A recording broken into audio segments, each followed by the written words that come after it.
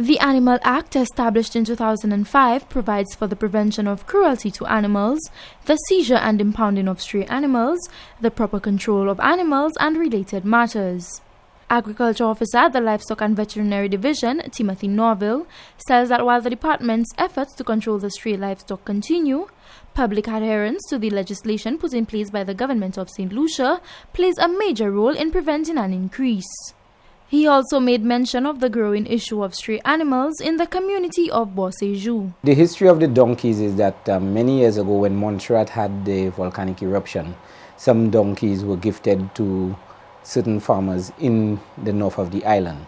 Over the years, the original owners for these animals have passed away, and those animals have been able to multiply. The major problem is that those animals are not in a fenced area per se. They are allowed to roam from the beach under the wooded areas, and now they've moved into the residential areas. Not that they had not been in those places before, but over the last 20 years, a lot of development has taken place in the Bossejou area. So a lot of those woodlands, which would have been free roaming for farmers to use, have now become residential areas. And now you find that there's a problem because the donkeys, which would have been free roaming, now enter into the property, and residents are disgruntled. Another major impediment, according to Norville, is the presence of stray dogs on the island.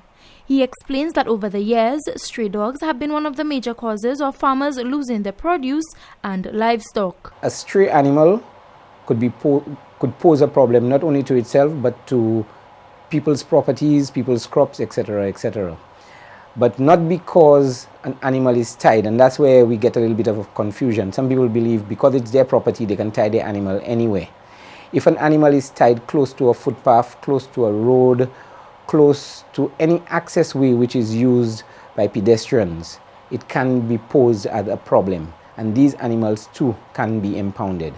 So for instance, if you have a cow and you tie it in your yard, but you give it a 30-foot rope, and it could stretch out and walk across the road.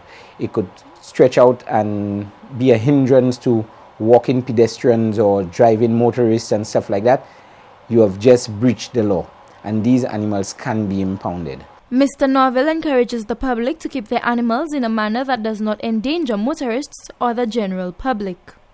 From the Communications Unit of the Ministry of Agriculture, I am Anicia Antoine reporting.